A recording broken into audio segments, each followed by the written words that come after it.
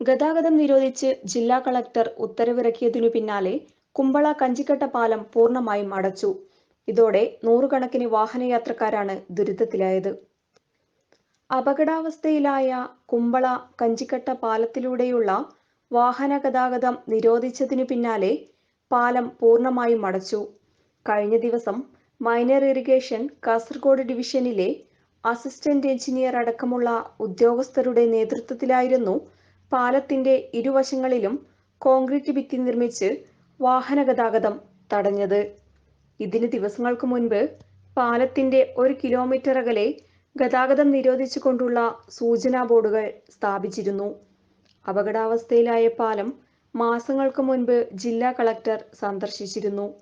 ഇതിന് തൊട്ടു പിന്നാലെ കഞ്ചിക്കട്ട പാലത്തിലൂടെയുള്ള ഗതാഗതം നിരോധിച്ച് കളക്ടർ ഉത്തരവിറക്കുകയായിരുന്നു. പാലം അടക്കുന്നതിനെതിരെ നാട്ടുകാർ പ്രതിഷേധിച്ചതോടെ താൽക്കാലികമായി ഇരുചക്ര മുച്ചക്ര വാഹനങ്ങൾക്ക് കൂടി കടന്നുപോകാൻ പാകത്തിലാണ് വഴി അടച്ചത്. ഇതോടെ വിദ്യാർത്ഥികളടക്കമുള്ള നൂറുകണക്കിന് യാത്രക്കാർക്ക് കുമ്പള നഗരത്തിലെത്താൻ കിലോമീറ്ററുകൾ ചുറ്റി സഞ്ചരിക്കേണ്ട സ്ഥിതിയുണ്ടാകും.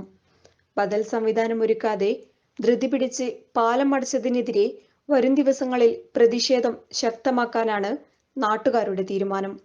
News desk Right media.